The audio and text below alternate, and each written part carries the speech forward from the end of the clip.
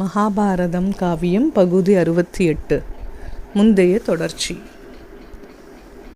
கர்ணா, உன் பிறப்பு அதிசயமானது என்று துவங்கிய கிருஷ்ணர் அவன் பிறந்த கதை, வளர்ந்த கதையை எடுத்து சொன்னதும் கர்ணனின் முகம் வாடித்தான் போனது.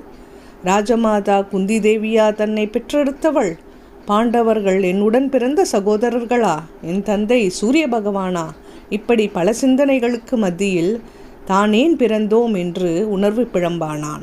உணர்வுகளும் கவலைகளும் தாக்கினாலும் கூட மனிதன் தன்னிலையில் இருந்து மாறிவிடக்கூடாது என்பதற்கு கர்ணன் நல்ல உதாரணம். ஒரு சாதாரண மனநிலையுள்ளவன் இந்நேரம் என்ன செய்திருப்பான்? நண்பா, என் தாய் குந்தி, தம்பிகள் பாண்டவர்கள், அவர்களை நான் என்ன செய்ய முடியும்? இனி உன் கூட இருந்தால் உலகம் ஒப்புமா?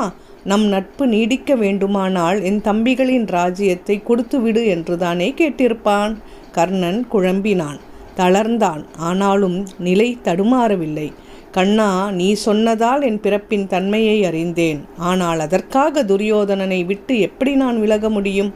அப்படி செய்தால் இன்று புது உறவு கிடைத்துவிட்டது என்பதற்காக நான் அவனை விட்டு விலகிவிட்டதாக உலகம் பழித்தூற்றுமே.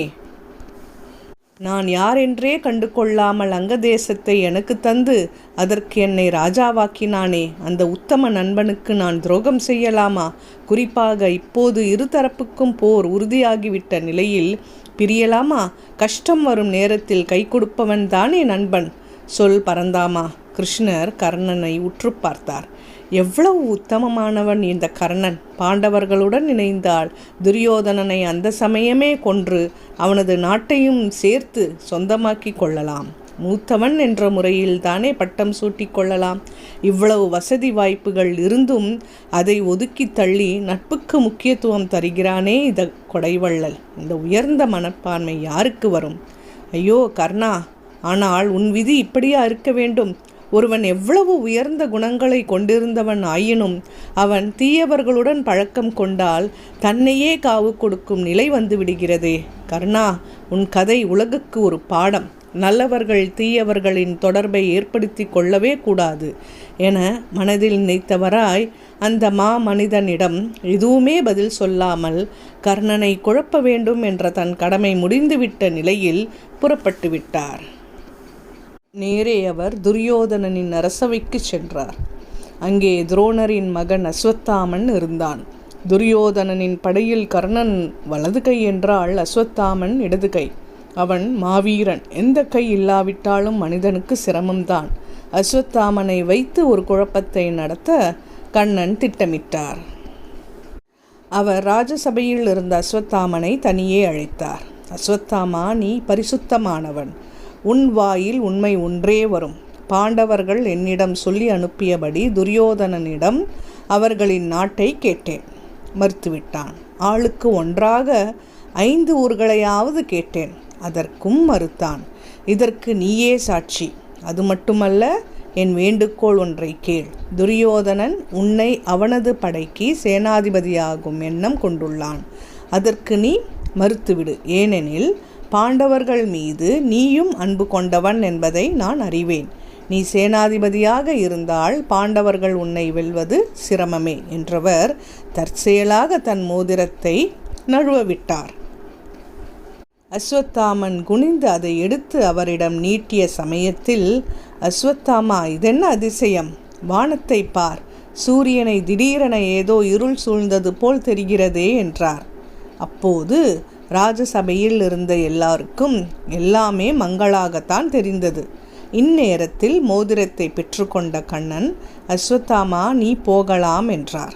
இதை பார்த்த துரியோதனனுக்கு கடும் கோபம் வந்துவிட்டது. அவையறிய அவன், இந்த அஸ்வத்தாமன் கண்ணன் கொடுத்த மோதிரத்தை பெற்றுக்கொண்டு ஏதோ சத்தியம் செய்து கொடுத்து விட்டான். என்னிடம் இருந்து இவனை கண்ணன் பிரித்து விட்டான். அதற்கு இவனும் துணை போய்விட்டான் என்றான். அஸ்வத்தாமன் மிகுந்த வருத்தமடைந்தான். இதை அவையில் இருந்த மற்றவர்களும் ஒப்புக்கொள்ள வேண்டியே இருந்தது. ஏனெனில் நடந்த சூழ்நிலை அப்படி. அவன் விளக்கம் சொல்ல வாயெடுத்தான். இதற்குள் சூரியனை பிடித்திருந்த இருள் அகல ஒளி வெள்ளம் பாய்ந்தது. அஸ்வத்தாமா, நாம் தனித்து பேசுவதை பார்த்து அவையில் இருப்பவர்கள் சந்தேகப்படுவது போல் தெரிகிறது. நீ போய்விடு என்ற கண்ணன் காரியம் முடிந்த சந்தோஷத்தில் கிளம்பிவிட்டார். இவ்விடத்தில் உங்களுக்கு ஒரு சந்தேகம் வரும். ஒருவனின் சொந்த இடத்தை நாடாள்பவனே பறித்து கொள்கிறான். அவளது மனைவியை துன்புறுத்துகிறான். ஊரை விட்டே விரட்டுகிறான். இது தர்மத்துக்கு புறம்பானது. இது பற்றி பாதிக்கப்பட்டவன் கடவுளிடம் முறையிடுகிறான். கடவுள் அவனுக்கு மனமிறங்கி உதவி செய்ய வருகிறார். தர்மத்தை காப்பாற்ற சில தகிடு தத்தங்களை செய்கிறார். பாண்டவர்கள் விஷயமும் இப்படியே. அவர்கள் நாடு இழந்தார்கள். பாஞ்சாலி துயிலுரியப்பட்டால் காட்டுக்கு விரட்டப்பட்டார்கள். பரமாத்மா கண்ணனாக வேறொரு காரியத்துக்காக பூமிக்கு வந்தவர் இவர்களின் வேண்டுதலை கேட்கிறார். தர்மத்தை காக்க இந்த தகிடுதத்த வேலைகளை செய்கிறார். மனிதனுக்கு மனிதன் துரோகம் செய்வது இயற்கையே. துரியோதனனும் பாண்டவர்களும் மனிதர்கள். அவர்களுக்குள் பிரச்சனை எழுந்தது இயற்கையே.